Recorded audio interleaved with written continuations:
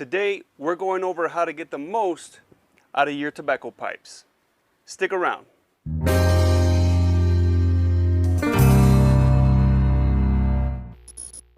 Fellas, welcome back. It's Robert, your everyday gentleman. And like I said, today we're gonna go over how to get the most out of your tobacco pipes. Now, what I mean by that is how to make sure that the tobacco pipes that you may be investing, if you have a corncob pipe, something like $10 to $15, up to if you have, thousands of dollars spent on pipes. I know people spend a lot of money, and some of them are collectibles that you may not be smoking, but if you are smoking, maintenance, which is what we're talking about today, is going to be very important, not only to the appearance but also to the performance of the pipe.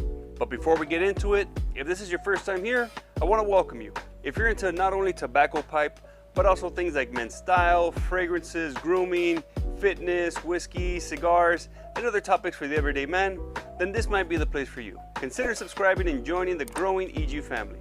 And if you're already a member, I want to thank you for your continued support. And without further delay, let's talk about how to clean up these pipes. All right, now pipe maintenance is something that's very important. There's different ways to go about doing it. There's something I look at as like a daily or every time you smoke the pipe maintenance, and then there's maintenance over a certain amount of time depending on how much you use the pipe. The daily maintenance is just to make sure that the pipe is clean. After you use it, make sure you clean out any of that moisture. If you've already smoked the pipe, I'm sure you know that it builds up some moisture inside of the pipe. So it's managing those things. And then over time, there's things that'll build up inside of the pipe, inside the pipe bowl. This corn cob, for example, that I have has some cake built up on the inside. Basically, that's just the tobacco that's being packed in there, along with the burning and the charring of it, just building up over time. And what it's basically doing is just making that bowl smaller and smaller. It's gotten to the point, and I've been doing this on purpose just for this particular video, but it's gotten to the point, where's my, here it is, my tamper. This tamper that I've shown you guys before doesn't fit really well in there like it should. It goes in, but there's a bit of tightness as it goes in, and the reason for that is because of the cake that's built up on the side. So, we're gonna get rid of that today, and like I said, it helps with the performance in the sense that as that cake starts building up, I typically smoke aromatics. I don't smoke anything really earthy or anything like that. There's some that I have, but I honestly don't smoke those too often. I like some aromatics. Everybody that's around me when I smoke them from time to time enjoys the aromatics as well. But when you smoke some heavier, stronger tobaccos, that taste may linger in there. It's called ghosting. I've talked about that before as well. And making sure that you keep your pipe clean, maintained, helps to eliminate those things so that you get the best flavor out of that tobacco that you're smoking. Now, there are some things that you're gonna need in order to make sure that you're maintaining your pipe properly.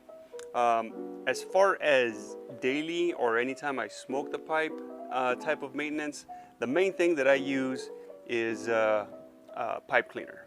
The pipe cleaner basically will just go in there and clean out some of that moisture, and I'll run a couple of these until they come out clean, and then I let the pipe sit for a few days so it can dry out on its own. For more detailed cleaning, you're gonna need something like Everclear. Works really well. Everclear is good because it's clear and it's 120 proof. Any kind of high proof alcohol would work. I know people will use things like bourbon. And on a side note, I know that there's cleaners and things, kits that are purposed for maintaining your pipes. This is the way that I've been doing it, and it works fine. If you want to invest in one of those kits, obviously, you can go ahead and do that.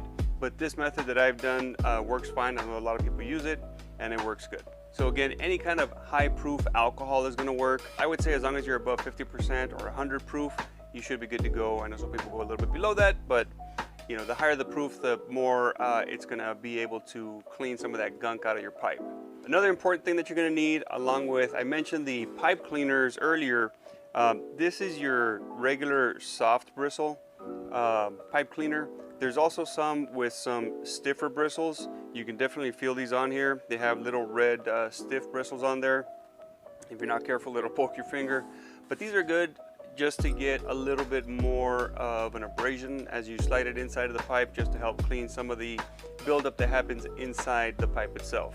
Now you've also got, you should have this anyway, whether you're cleaning or smoking. This is the 3-in-1 pipe kit, pipe tool kit. It's got your tamper, your poker, and then your reamer.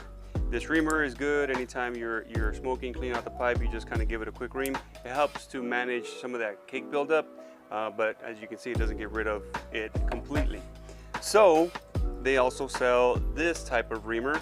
This reamer goes into your bowl and creates pressure on the inside against those walls on the inside, and it starts scraping off some of that cake buildup. So you will need some of these. And then optional, obviously you can use you know, some gloves just to prevent some of that buildup to get onto your hands. It can get a little smelly, a little difficult to wash off. Some Q-tips would be good too as well. And then paper towels. Oh, and one more thing too, I don't have any right now, but olive oil is good just to help keep that finish on the outside. Again, there are kits that are specific for doing these things for the pipe, including keeping that finish outside. But olive oil is what's been tried and true for ages, and it works well for me. So, you know, you can definitely use olive oil and be just fine. So now that we've gone over what it is that we need, let's talk about how I do it. All right, so let's say I just finished smoking my pipe and I'm just gonna do my routine maintenance. Basically, all I will do is take this cleaner, run it through the inside, try to get it down to the bowl if I can. Depending on the shape of your pipe, it may not go down there, and this one's not going down there. But as you can see, it comes out and it's a little bit brown. Now, one thing that you want to do is you can take this off if it's not going down to your bowl, but you want to make sure that the pipe is cooled down before you do it, because if you don't, you could break it. So you take this off, you run this through the inside, and you clean it out, and it should be fine. Same thing with the stem here. Run it through, and you should be good. Take care of that. Put the stem back on, and that is cleaning the chamber on the inside. The other thing you can do is ream the inside. Just run this along the edge here. And that is pretty much it as far as you know, your daily or anytime you smoke type of maintenance. Just run that pipe cleaner through the inside, ream it a little bit, use your pipe knocker, knock out any loose tobacco. I'll also blow some air through the inside too to blow out anything that might still be in there. And that's pretty much it. Then I'll just put this away. I hang my pipes upside down. I know some people, or not upside down, but with the stem down. And I know some people don't like that because they think the moisture and stuff goes down, but obviously if you remove the moisture with your pipe cleaner, then there shouldn't be an issue. I haven't had any issue, so you could definitely do that without a problem.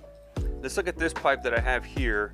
This is a corncob pipe that has that cake built up pretty good. I'm not sure if you can make that out on the camera. It doesn't come out on this video. I'll make sure to get some of that on some B-roll just to demonstrate. You can see here how my tamper tool is pretty much, I think it doesn't build from there because I'll run the tamper tool on there and it just kind of scrapes it off, so it's keeping it there, but it's a tight fit. We want to get rid of all that. So the first thing I'm going to do is put this tamper tool, the reamer tool in there.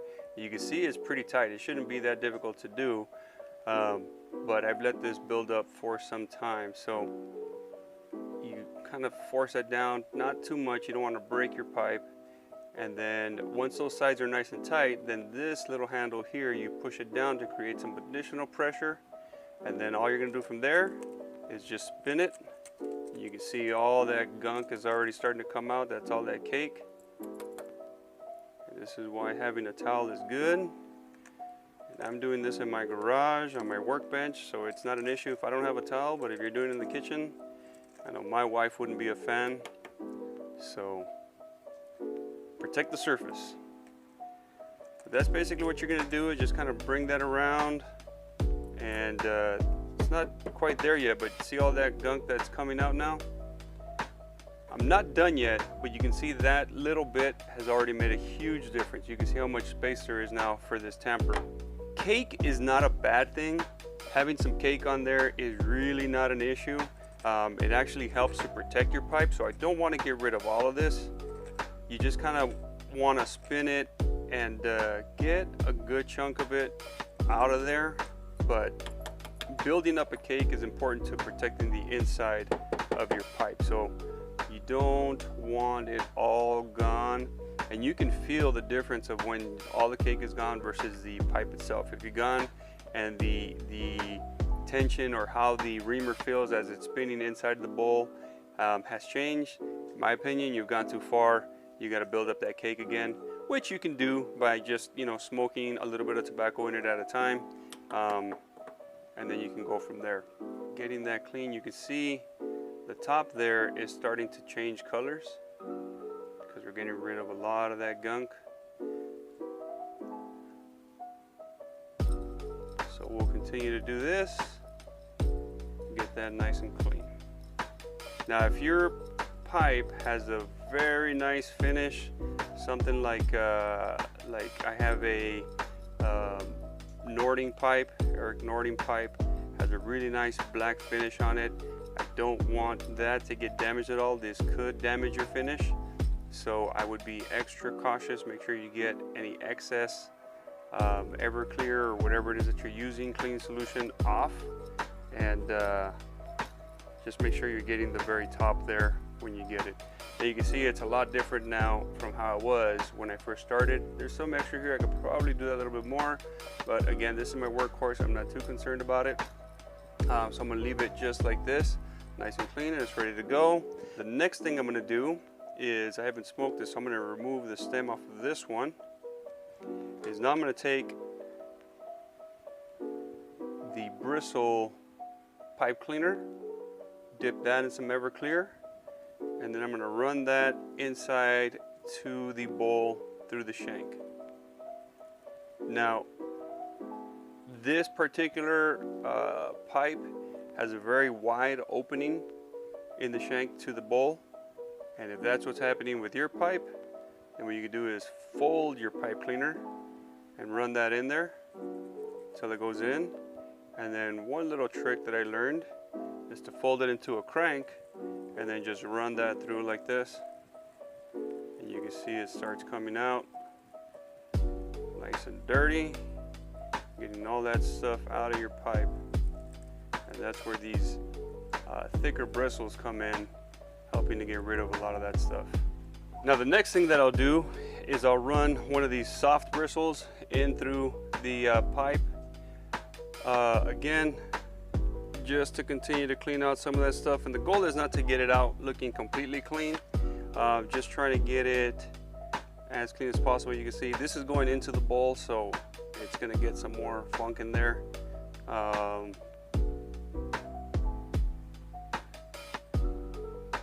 But the goal is to just get it to come out looking relatively clean. Let's clean up this shank. You can see it still has some stuff there. So I'll just continue to do that until it's clean. This one. Hasn't been used yet.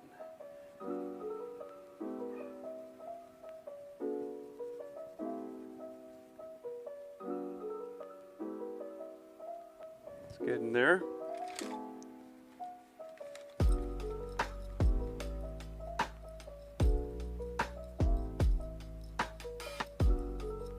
It's looking like it's clean now. All right, that is good enough for me. We'll put this into the stem again. Clean that out, see what that looks like. That's clean enough. So you can see I've gone through a bunch of Q-tips. I did the reamer, got rid of all that dust that you see there, and a bunch of these pipe cleaners, and I've gotten it done. Most of the inside I would say is clean at this point. The only thing that you can do now is clean that outside. Now again, this is my corn cob, this is my workhorse, this is what I use on the weekends, and I have dirty hands when I use this. I'm not too concerned about the finish, so for me this one is done. Another thing I like to do is put a new screen in there.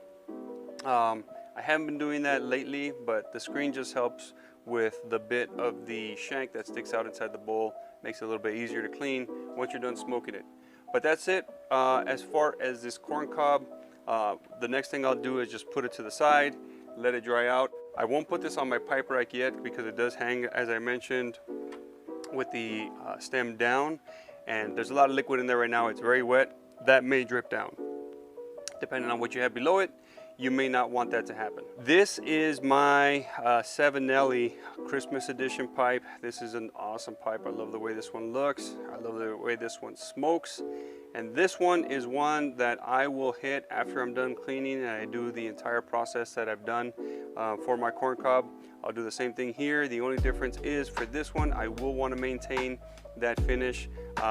When I use the Q-tips, there's a bit of a lip here. That's the main area I would focus on, and I'll be very careful not to get it on the outside here. But I do get some dulling on the outside here just from smoking it, packing the pipe, and everything that comes with smoking the pipe. So that's where the olive oil comes in. The olive oil will help restore this a little bit, give a little bit of a gloss back to it. You don't want to put too much, you'll just get a little bit of a dab. Run that on there, I let it sit for a little bit, and then wipe off any excess, and that pretty much takes care of it. These stems are a little better, even though I do clench. I don't smoke these as often as I do my corn cobs, so the stems are a little bit more durable on these here, but you can also use a bit of that olive oil to help remove any scratches and scuffs and kind of eliminate those. Not 100%, but you know, help get rid of those. And that pretty much takes care of it. So that's it as far as what I do with my cleaning of my pipes, both, you know, after I'm done smoking it, and then a deep cleaning after I've been smoking it for some time. If you do this, especially if you do your daily cleaning or your cleaning right after you're done smoking it, it's going to help to give your pipe great performance and a long life. But I know that there's different ways that people do it. People use kits like I mentioned before. So if you have a different way of doing it or something that you recommend, put those in the comments down below. I love hearing from you guys. Now, if you enjoyed this video and you found value in it, make sure you let me and YouTube know by hitting that like button. Subscribe, share the video, turn on notifications, and do all the things that help this channel continue to grow. And remember, being a gentleman is an everyday thing. Now let's get back to smoking these pipes. Take it easy, fellas. We